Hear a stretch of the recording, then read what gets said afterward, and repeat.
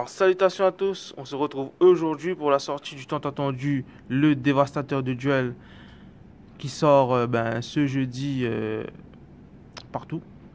Alors la boîte déjà elle est superbe avec les hand traps qui sont tout autour. On a aussi derrière un petit peu le récapitulatif. Alors il y a la nouvelle hand trap qui est en grand sur la boîte, et on a ici voilà les rééditions, hein, les staples pour tous les decks. Voilà, des cartes qui vont être très recherchées. Alors avant l'ouverture, on va faire un petit récapitulatif du concours sur la chaîne YouTube. Alors je mettrai dans la description le lien vers la vidéo qui fait le tirage au sort en direct pour le concours. Alors je rappelle quand même les vainqueurs, hein. Alors il y a Adon Arayanin qui a remporté le booster Yu-Gi-Oh! Néo Tempête des Ténèbres. Payet Nathan qui a remporté le booster Le Point des Gadgets. On a aussi Rudy Holstein qui a remporté le booster Speed Duel Yu-Gi-Oh! On a Bastien Waro qui a remporté le booster Dragon Ball Super. Et on a Rudy Fantelli qui a remporté un booster Pokémon. Alors certains ils sont déjà venus récupérer leur lot. Alors les autres, n'hésitez pas à venir récupérer vos lots. Voilà, et contacter par Facebook, voilà, si vous avez des difficultés pour venir récupérer. On s'arrangera.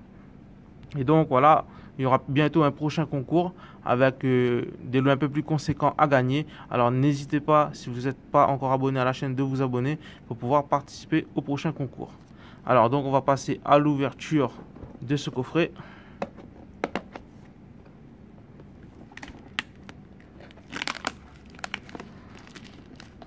Alors, la boîte elle est assez grosse, même s'il n'y a pas beaucoup de choses à l'intérieur. C'est plutôt pour faire du rangement. Alors, Konami pense aussi à ses joueurs, hein, pour faire du rangement.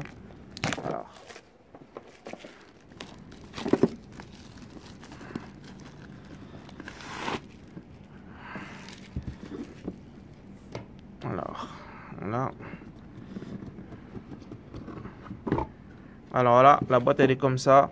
Du coup voilà, on peut ranger des decks ici, on peut ranger des decks ici, ou des cartes en particulier. Et à l'intérieur, on a du coup ces deux petits paquets.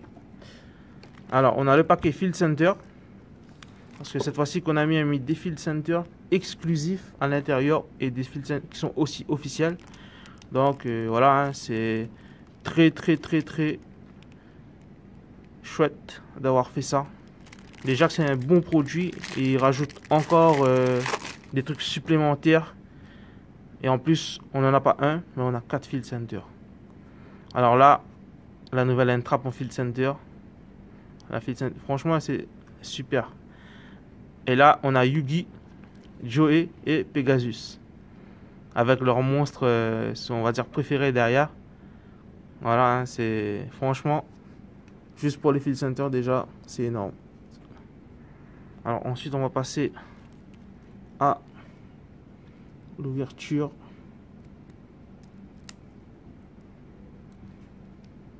Alors dans chaque boîte vous pouvez avoir toutes les cartes. Alors en tout il y a 56 cartes. Et on a les 4 Field Center, du coup vous récupérez 60 trucs. Alors à la base, hein, toutes les cartes à l'intérieur, on va dire que ça vaut environ, hein, avant que ça ressorte, ça valait environ 200 €. Le tout. Alors là, on a la première carte. Ghost Ogre. Déjà, la version alternative qu'ils ont faite, c'est très beau. C'est un psychique. Ghost Ogre, c'est une entrap. C'est joué partout. Voilà, c'est très fort. On a Ghost Reaper. Alors la nouvelle artwork, c'est trop belle. Ghost Reaper. À la hache. La carte, la entrap la plus jouée du format, hein. On a la Ghost Bell. On a même la nonne qui était sortie dernièrement en secrète. Et là, on l'a directement dans la boîte. Et la nouvelle entrap qui est aussi super belle. Alors voilà pour les entraps. Ensuite, on a les rééditions des synchros. On a Calidor, tout le monde la connaît. Brionac, Tout le monde la connaît aussi. On a Horus qui a un bon effet.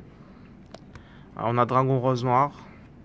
On a Dragon Rapide de la Leclerc qui était jamais sorti en français. Et voilà, là maintenant elle est sortie. Et de plus maintenant elle est jouable en TCG Europe.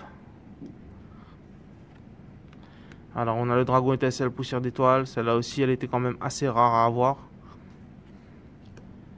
Alors Scarlight. Le fameux Trishula, hein. Carte très puissante. On a le Dragon Mecha Vermillon, lui aussi il était que en secrète. Et là, voilà, ils la sortent en ultra, on peut la voir. Alors, on passe aux Xyz. Ah, du coup, il y a de tout dedans, hein. Donc, si vous démarrez Yu-Gi-Oh, c'est la boîte à prendre absolument, hein. Alors, on a un Résident des Abysses, carte jouée. Numéro 1, Honneur Silencieux. On a Castel, ça fait toujours plaisir. C'est une carte qui peut être jouée à tout moment, qui peut revenir dans le format. Dragon de la Tornade, pareil, hein. C'est joué, ça dépend des decks, mais c'est très fort. Alors maintenant, on va passer au Link. On a le Preneur Underlock, qui est pas mal joué, qui sert à faire des OTK, hein. Très bon Link. On a le Lynsophin russe, qui était dans le deck de structure. Il était en commune, là ils l'ont réédité en ultra. C'est pas mal pour ceux qui veulent foil leur extra deck. On a Gaïa, bon c'est un monstre machine. Lui il a été réédité un peu trop de fois je pense. Décodeur bavard, toujours bien d'avoir un décodeur bavard. On a justement le nouveau décodeur, le décodeur bavard étendu. Alors lui il n'était jamais sorti et ils l'ont mis dans ce coffret. Alors, je trouve que c'est une très très bonne carte. Et je pense qu'elle va peut-être être jouée quand même pour faire certains combos. Pour faire, voilà quoi. Alors on a le Topologic Bomber Dragon qui est joué, hein. Alors là le fameux Sarayuja qui voilà, permet d'extra draw, de spécial des monstres, etc. Voilà, ceux qui l'avaient pas, ben c'est le moment. Alors là, on a vu qu'il y avait des cartes de l'extra deck, des entraps pour tous les decks. Et là maintenant, on va passer à des monstres aussi qu'on peut sider ou qu'on peut jouer aussi main deck, ça dépend des formats. Alors on a Corbeau Dédé. Je pense que tout le monde la connaît.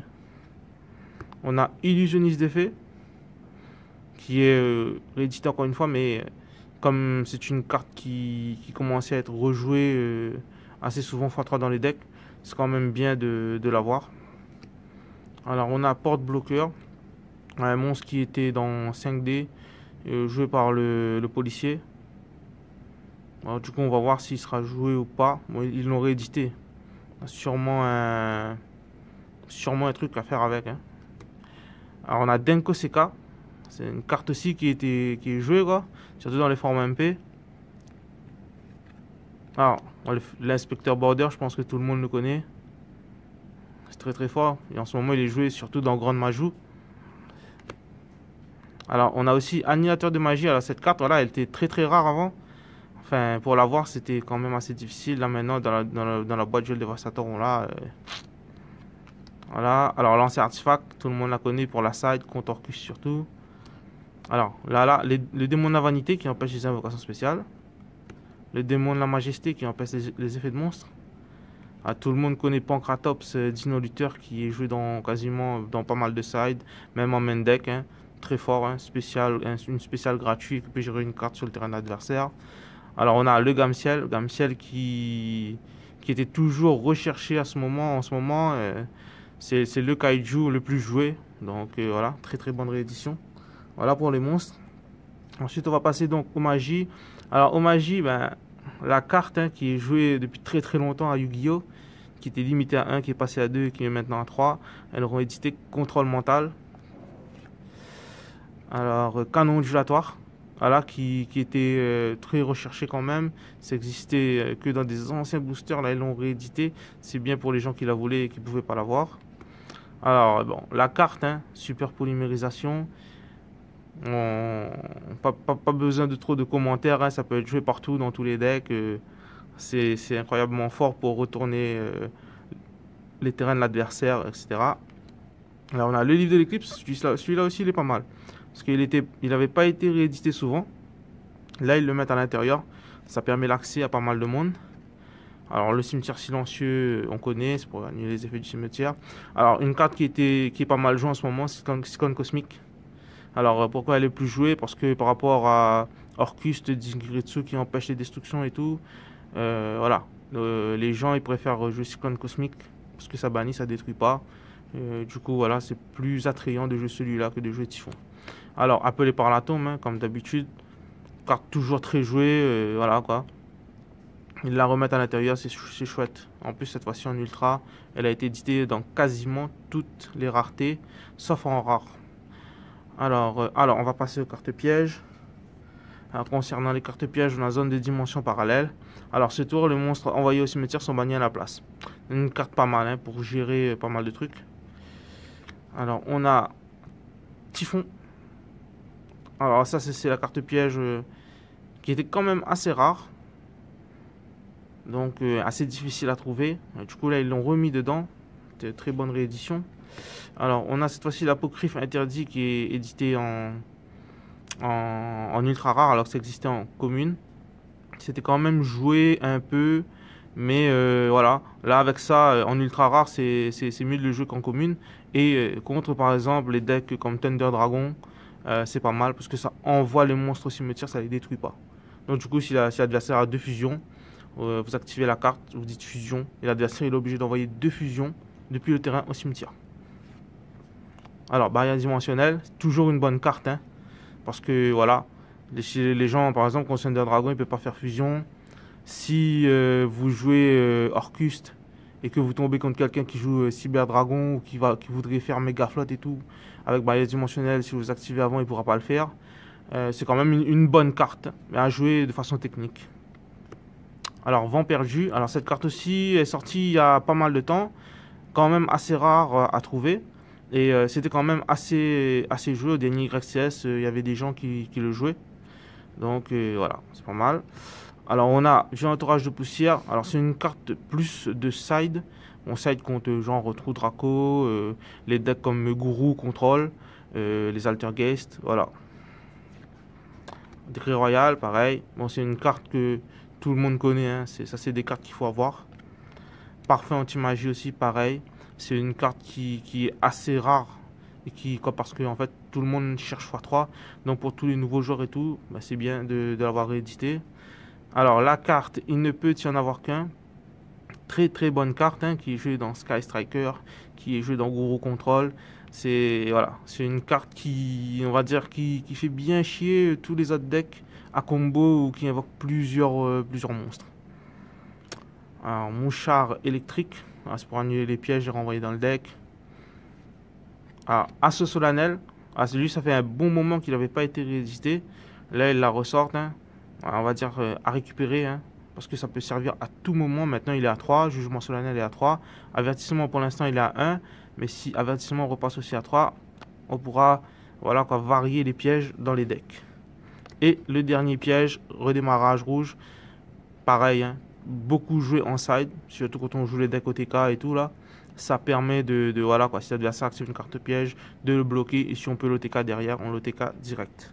Alors voilà pour cette ouverture. Alors les cartes seront et le coffret seront disponibles à Card Shop 974.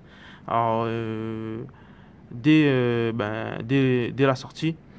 N'hésitez pas à poser les questions si vous avez des questions. N'hésitez pas à vous abonner pour suivre nos prochaines vidéos. Il y a du nouveau contenu qui va débarquer avec des deck profiles, des analyses qui sera, voilà, on fera ça petit à petit. Et n'hésitez pas à partager la chaîne et à continuer à nous soutenir. Et on se dit à bientôt pour de nouvelles vidéos. Soka.